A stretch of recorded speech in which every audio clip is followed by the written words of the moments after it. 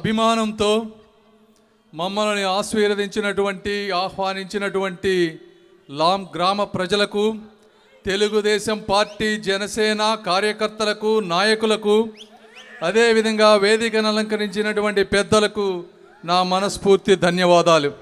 షేక్ మీరా గారు కానీ, శ్రావణ్ కుమార్ గారు కానీ, బషీర్ గారు కానీ, షాజహాన్ గారు కానీ, మొహమ్మద్ షరీఫ్ గారు కానీ, ఫర్మాన్ ఖాన్ గారి వీళ్ళందరూ కూడా వైఎస్ఆర్ కాంగ్రెస్ పార్టీ మీద విసుకెత్తి జరగబోయేది తెలుసుకొని తెలుగుదేశం పార్టీలో జాయిన్ అయ్యారు. జాయిన్ అవుతున్నప్పుడు వాళ్ళు ఒకటి చెప్తా ఉన్నారు, సార్ మేము ఈరోజు జాయిన్ అవుతా ఉంటే మాకు బెదిరింపులు వస్తున్నాయని.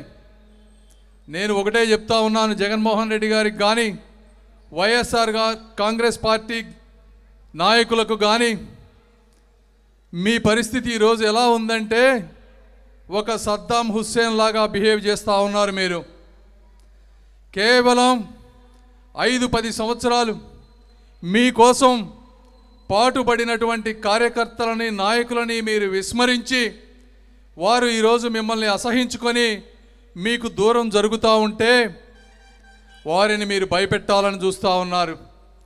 ఒకటే చెప్తున్నా, సద్దాం హుస్సేన్ కూడా ఇలానే విర్రవీగాడు తన టైము బాగున్నన్ని రోజులు. తర్వాత బంకర్లో ఉన్నా కూడా తీసుకొచ్చి కుక్కని కొట్టినట్టు కొట్టి చంపారు అని తెలియజేసుకుంటా ఉన్నాను. కాబట్టి మనం మన టైం బాగున్నప్పుడు ఎదుటివారిని ప్రేమించాలి, అభిమానించాలి, అవసరమైతే సహాయం చేయాలి తప్ప బెదిరింపులకి లొంగే గుంటూరు ప్రజలు ఎవ్వడూ లేడు అని తెలుసుకోవాలి. వాళ్ళందరికీ ఈరోజు తెలుగుదేశం పార్టీలో జాయిన్ అయ్యేటువంటి ప్రతి ఒక్క కార్యకర్తకి, నాయకులకి, అదేవిధంగా తెలుగుదేశం పార్టీలో ఉన్న ప్రతి కార్యకర్తకి, నాయకులకి నేను, శ్రావణ్ కుమార్ గారు, లోకేష్ గారు, తెలుగుదేశం పార్టీ సంపూర్ణమైనటువంటి అండ ఇస్తుంది అని చెప్తా ఉన్నాను. మీరు వస్తున్నారు అంటే మేము ఏ విధంగా చూస్తామంటే, మీ 5గురు కాదు, మీతో పాటు వందలాది మంది కార్యకర్తలు ఈరోజు జాయిన్ అయ్యారు. అలా జాయిన్ అయ్యారు అంటే అది ఒక్క రోజుతో వచ్చేటువంటి బంధం కాదు. మీరు ఎన్నో సంవత్సరాలుగా వాళ్ళతో పెనవేసుకున్నటువంటి ముడి, మీరు చాలా టైం స్పెండ్ చేసి ఉంటారు, డబ్బు ఖర్చు పెట్టి ఉంటారు. ఇవన్నిటినీ కూడా మాకు తీసుకువస్తున్నారని చెప్పి మేము తెలియజేసుకుంటా ఉన్నాము. వాటి విలువలు తెలిసిన వ్యక్తులమని నేను ఈరోజు తెలియజేసుకుంటా ఉన్నాను. జగన్మోహన్ రెడ్డి గారికి ఇలాంటి ప్రేమ, అభిమానం అనే దానికి విలువలు తెలియనటువంటి వ్యక్తి జగన్మోహన్ రెడ్డి గారు. మీకు మా దగ్గర ఏ రోజైనా సరే మా కార్యకర్తల్లాగా సంపూర్ణమైనటువంటి ప్రేమ, అభిమానం దొరుకుతుంది, రెస్పెక్ట్ దొరుకుతుందని మీ అందరికీ నేను తెలియజేసుకుంటా ఉన్నాను. మరి ఈ ప్రాంతం గురించి మనం మాట్లాడాలి. జగన్మోహన్ రెడ్డి గారు 33,000 ఎకరాలు ఇక్కడ ఇస్తే అసలు ఈ క్యాపిటల్ ఎందుకు మార్చారయ్యా అని ఒకసారి ప్రశ్నిస్తే ఆయన చెప్పేది, ఇక్కడ ఒక 15% జనాభా కమ్మవారు ఉన్నారంట, 30,000 మంది. 2,10,000 మంది ఉన్నటువంటి జనాభాలో ఒక 25,000-30,000 మంది ఉంటే అందులో 10-12,000 మంది నీ పార్టీలో కూడా ఉన్నారనేటువంటి తెలుసుకోలేని, ఇంకిత జ్ఞానం లేనటువంటి వ్యక్తివి నువ్వు అని నేను ఈరోజు తెలియజేసుకుంటా ఉన్నాను. ప్రతి గ్రామాల్లో కులాలకు అతీతంగా వర్గాలు అనాదిగా వస్తున్నాయి. దానికి మీరు ఒక కులం పేరు చెప్పి అవినీతి సొమ్ముతో సోషల్ మీడియాని వాడి ఒక వర్గానికి వ్యతిరేకంగా దుష్ప్రచారం చేసి మీరు సాధించింది ఏందయ్యా అంటే మిగిలిన 1,80,000 మంది ప్రజల పొట్టగొట్టారు అని నేను తెలియజేసుకుంటా ఉన్నాను. ఇది వాస్తవం కాదా అని అడుగుతా ఉన్నాను.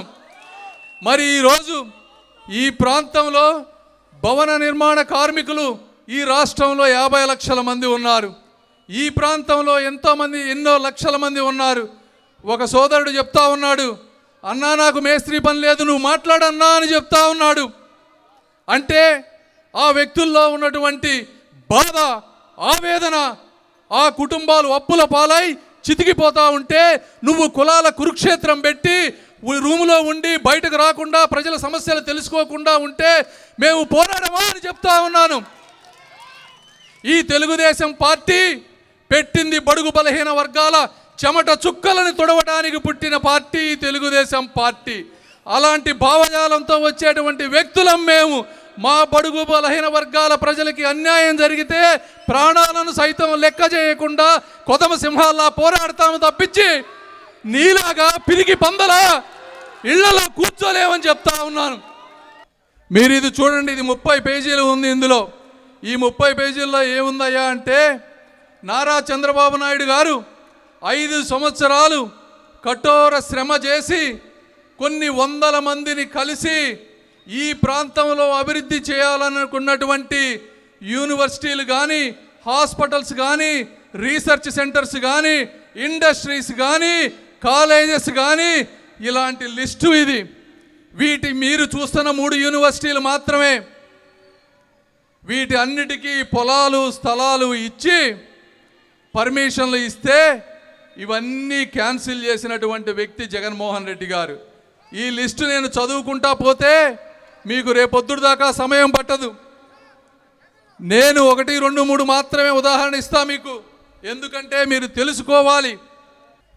అమరావతి కన్వెన్షన్ సెంటర్, ఒక కన్వెన్షన్ సెంటర్ కడితే కొన్ని వేల మందికి ఉపాధి వస్తుంది.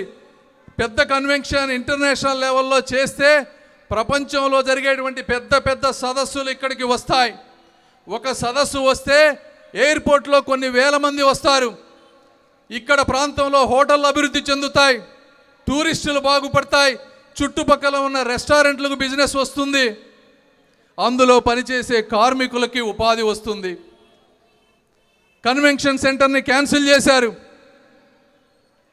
అదేవిధంగా బసవతారకం క్యాన్సర్ రీసెర్చ్ సెంటర్ ఈరోజు హైదరాబాదులో అతి తక్కువ ఖర్చుతో క్యాన్సర్ చికిత్స చేస్తున్నటువంటి నిజాయితీ కలిగినటువంటి ఇన్స్టిట్యూట్ ఏదన్నా ఉందంటే అది అన్న నందమూరి తారక రామారావు గారి పేరుతో పెట్టినటువంటి బసవతారకం క్యాన్సర్ ఇన్స్టిట్యూట్ అని చెప్తా ఉన్నాను. దానికి పెట్టుబడి ఎవరిస్తారయ్యా అంటే విదేశాలలో ఇక్కడి నుంచి వెళ్ళి, లేకపోతే హైదరాబాదులోనో ఢిల్లీలోనో అభివృద్ధి చెందిన గొప్ప వ్యక్తులు పేదవారికి ఉచితంగా కావాలని చెప్పి డొనేషన్లు ఇస్తే అలాంటి క్యాన్సర్ ఇన్స్టిట్యూట్ వస్తాయి. నేను కూడా సంవత్సరం క్రితం దానికి $50,000 అంటే 40 లక్షల రూపాయలు డొనేషన్ ఇచ్చాను హైదరాబాద్లో దాన్ని కట్టుకోవటానికి. అలాంటి ఇన్స్టిట్యూట్ని క్యాన్సిల్ చేశాడు. అదేవిధంగా national institute of design HCL technologies, ఈ HCL టెక్నాలజీస్ అనేది హైదరాబాదులో, బెంగళూరులో, అమెరికాలో లక్షల ఉద్యోగాలు ఉన్నటువంటి సంస్థ. ఈరోజు వచ్చిన సంస్థ కాదు. దాని అధినేత కూడా కమ్మవాడు కాదు, ఒక రెడ్డి సోదరుడు, ఒక గొప్ప వ్యక్తి. అయినా కూడా కనికరించని కక్షపూరిత నిరంకుశత్వం కలిగినటువంటి వ్యక్తి జగన్మోహన్ రెడ్డి అని మీరందరూ తెలుసుకోవాలి. కొన్ని వేల ఉద్యోగాలు వచ్చేవి వాళ్ళు వచ్చుంటే ఇలా నేను ఎందుకు చెప్తున్నాను అంటే మీరు కోల్పోయింది ఏంటి అని తెలుసుకోవటానికి చెప్తా ఉన్నాను. ఒక సంస్థ రావాలంటే, ఒక సంస్థ పునాది వేసింది అంటే దానికి ముందు 3-4 సంవత్సరాల ఒక సుదీర్ఘమైన కృషి కొంతమంది గొప్ప వ్యక్తులు చేసినప్పుడే అది పునాది పడుతుంది అని మీరు తెలుసుకోవాలి. ఆ రోజు ఒక వ్యక్తి వచ్చి పునాది తీయరు. అలాంటి వ్యక్తిని ఈ రాష్ట్రం కోసం గొడ్డు చాకిరీ చేసేటువంటి చంద్రబాబు నాయుడు గారిని మీరు పక్కన కూర్చోబెట్టి పబ్జీ ఆడుకునే వ్యక్తికి అధికారం ఇచ్చి మీరు ఎంత తప్పు చేశారో అని మీరు తెలుసుకోవాలని నేను ఈరోజు ఈ మాటలు చెప్తా ఉన్నాను. పోనీ ఆయన ఏమన్నా చేసిన గొప్ప పనుల గురించి మాట్లాడుకుందాం. ఆయన ఏమంటున్నారు, ఇది పేదలకు పెత్తందారులకు మధ్య జరిగేటువంటి యుద్ధం అంటున్నారు. అన్నా క్యాంటీన్లో ఎవరు తింటారయ్యా? ఎవరు తింటారు? బిల్ గేట్స్ వచ్చి తింటాడా? ₹5 భోజనం ఎవరు తింటారు? ఎందుకు నువ్వు క్యాన్సిల్ చేశావు? దాన్ని పక్షపాతి అంటారా, పేదల కక్షపాతి అంటారా అని అడుగుతా ఉన్నాను. పోనీ స్థలాలు ఇచ్చానంటున్నారు, 1 సెంటు భూములు. ఇక్కడ స్థలాలు ఎంత రేట్లు ఉన్నాయో మీ అందరికీ తెలియదా? ఓకే, 50-60 లక్షల రూపాయలు ఉండేటువంటి స్థలాలని, పొలాలని మీరు ఎంత పెట్టి కొన్నారు? 1,30,00,000 పెట్టి కొన్నారు. అంటే డబల్ రేట్లు వేసి కొన్నారు. ఈ డబ్బు ఎవరు తిన్నారు? ఆ డబ్బు కనుక మీరు తినకపోయి ఉంటే నీతి నిజాయితీకి మారు పేరైనటువంటి శ్రావణ్ కుమార్ గారు లాంటి వ్యక్తి మీకు ఉండి ఉంటే సెంటు భూమి బదులు మీకు 2 సెంట్లు వచ్చేదా కాదా అని అడుగుతా ఉన్నాను. తెలుగుదేశం పార్టీ ఎప్పుడైనా 5 సెంట్లకు కానీ 2 సెంట్లకు కానీ తక్కువ భూమి ఇచ్చిందా అని అడుగుతా ఉన్నా. ఆయన సెంటు భూమిలో ఇల్లు కడతారంట. సెంటు భూమిలో ఇల్లు ఎట్లా కడతారయా? దాన్ని గది కడతారు కానీ ఇల్లు అనరు అని చెప్తున్నా. ఇచ్చిన భూమి ఎక్కడిచ్చావు? కొండల్లో మధ్యలో ఇచ్చావు. అది నివాస యోగ్యమా? ఈ పేదవారు ఈ విధంగా రోజులు గడవకపోతా ఉంటే ఇల్లు కట్టుకోవాలంటే లక్షల రూపాయలు డబ్బు వాళ్ళకి ఎక్కడ వస్తుంది అని అడుగుతా ఉన్నా. కేవలం ఓట్ల గురించి మాత్రమే నువ్వు పంచావు తప్పించి ఒక ప్రణాళిక లేకుండా పేదవారిని నిజంగా పేదరికం నుంచి బయటపడేటువంటి మార్గం నువ్వు కానీ నీ మంత్రులు కానీ ఏ రోజన్నా ఆలోచించి చేశారా అని అడుగుతా ఉన్నా. నిజమైన పేదరికం పోవాలంటే మనిషి వాళ్ళ కాళ్ళ మీద వాళ్ళు నిలబడాలి. ఒక వ్యక్తి కష్టపడితే రోజుకు ఎంత వస్తుంది? మేము తెలుగుదేశం పార్టీ ఉన్నప్పుడే 700-800 వచ్చేది.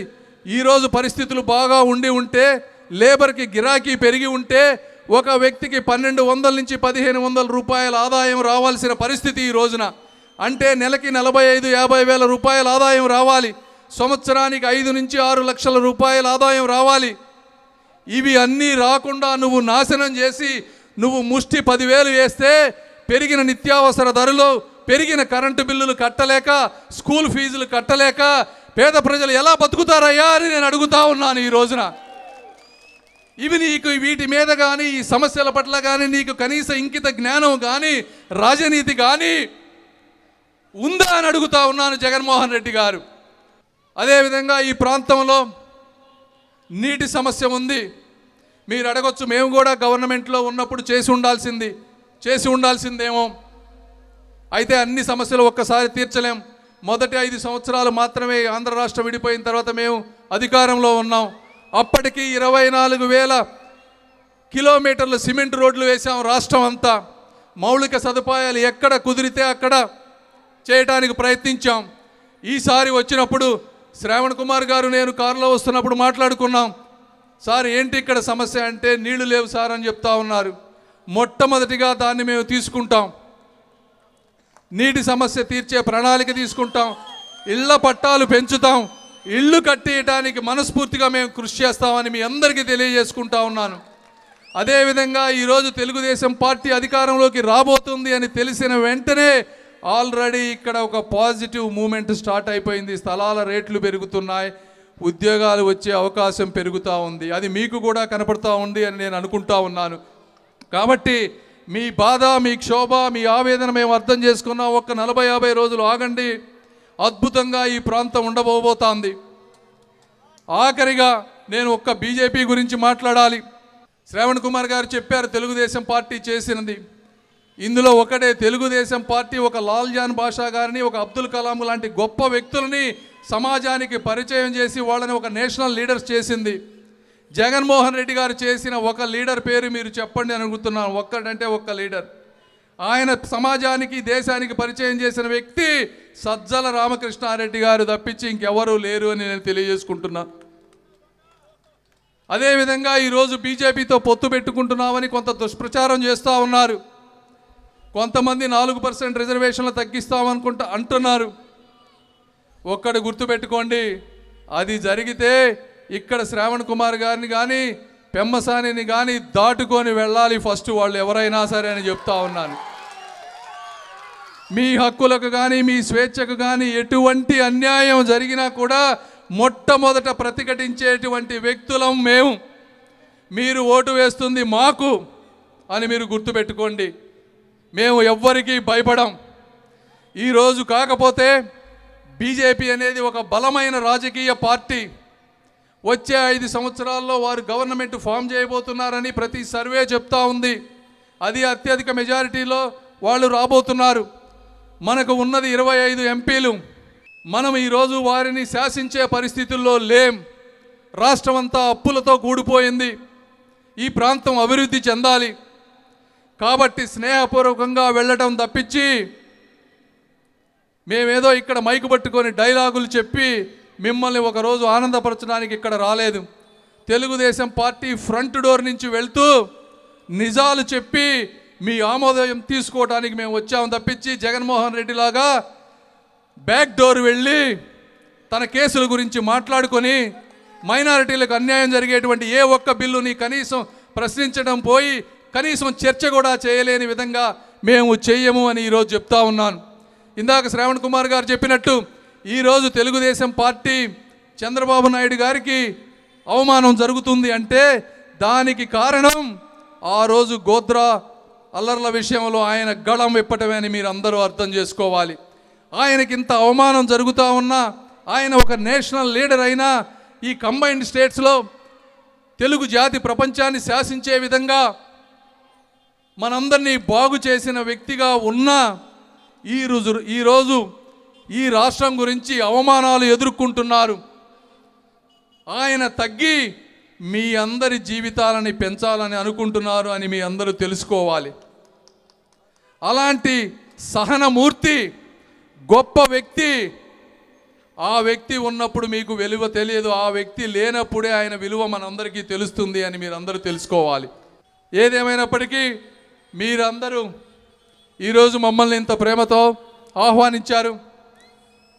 నేను కూడా, నాకు దేవుడు 2-3 తరాలకు సరిపోయినటువంటి సంతృప్తి జీవితాన్ని ఇచ్చాడు. నా రాబోయే 30 సంవత్సరాలు మీకు ఏ సమస్య వచ్చినా ముందుండి మనస్ఫూర్తిగా అబద్ధాలు చెప్పకుండా నీతి నిజాయితీతో పేదవారి జీవితాలు ముఖ్యంగా బాగుపడే విధంగా నేను ప్రవర్తిస్తానని, గుంటూరు ప్రజలందరూ తలెత్తుకొని గర్వంగా చెప్పుకునే మా ఎంపీ పెమసాని అనే విధంగా నేను ఉంటానని మీ అందరికీ మాట ఇస్తూ